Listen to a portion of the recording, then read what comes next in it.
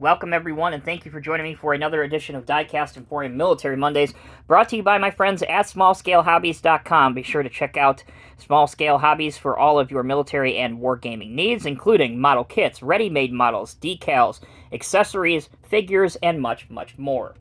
On to the star of today's show. It is the Sikorski CH for Cargo Helicopter 53, known as the Sea Stallion. Now, the Air Force has a version of this known as the Pavlo, and the Navy has one that they refer to as the Sea Knight. Essentially, they are all helicopter-53. The Air Force is the MH designation for military helicopter. This one, the Marine Corps version, is the CH for cargo helicopter. And that leads me into the center point of why this helicopter was designed. We're talking mid-1960s here by the time these went into service. Obviously, the Vietnam War was just kicking off in earnest around then. This was designed to lift vehicles and then drop them off. You can actually, today, for a size reference while I'm doing this, here's a 187 scale Humvee. We'll zoom in here just a moment. So here's a 187 scale Humvee next to the aircraft, and you can see just what the massive size of this aircraft actually is. So, it could take vehicles into combat. It obviously could take supplies, such as, ammunition restock, medical supplies. And it carries a crew of 4, a pilot, a co-pilot, a crew chief, and an aerial observer.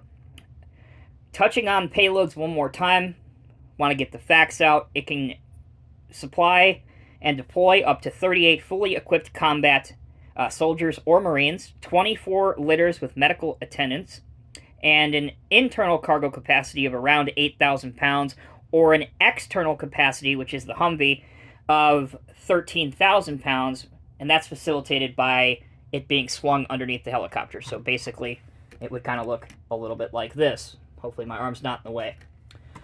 Now, this has since been replaced mostly by the Osprey, which is a vertical lift, takeoff, and land hybrid of a plane and a helicopter.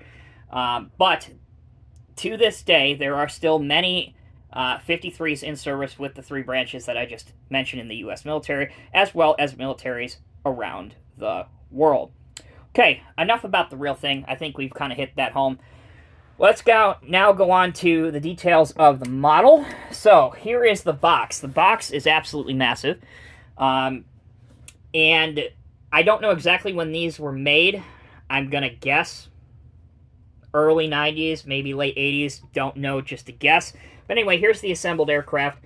You also have some figurines around, a few different Humvees, and obviously what looks like a hangar or a small garage. Here's what the side looks like. Sikorski CH-53 Marines. Roco number 1011. And on the back, here we have different photos of it at different angles. And if we open it up, I'll show you the instructions. There are no parts that I didn't use in the box because they're all on the model. But quickly going over the instructions here. So you have your cover page, which tells you a little bit about the real aircraft, which I've pretty much already done. Gives you a little bit more technical information about it as well.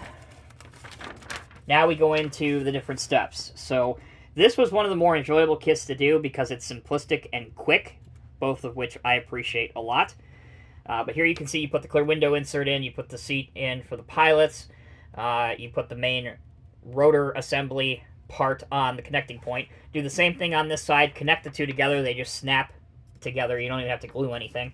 Here you put the massive turbine engines on and also the rear wing section, or the rear blade. Underneath you put the landing legs, or the landing gear on with the tires, and then here's your doors that can open up as well. Finally, the last part is the main blade assembly where you finish it off.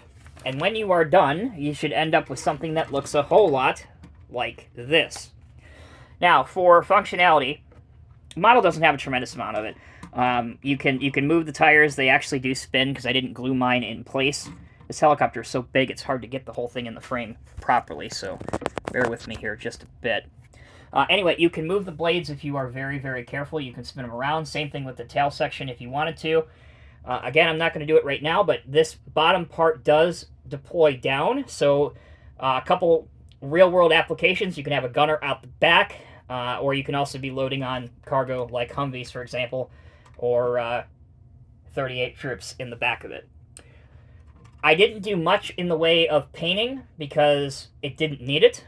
This is, again, supposed to be based on a very early version of the CH-53, so the Jolly Green Giant, basically.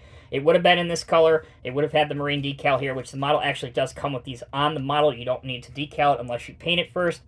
So I was very happy with how it turned out. Again, it is an impressive looking model. If you are into the history of aircraft or if you're into helicopters, I definitely would recommend picking one of these up. Greg doesn't have any of these in stock to my knowledge. He sold me the last one he had, which I greatly appreciated.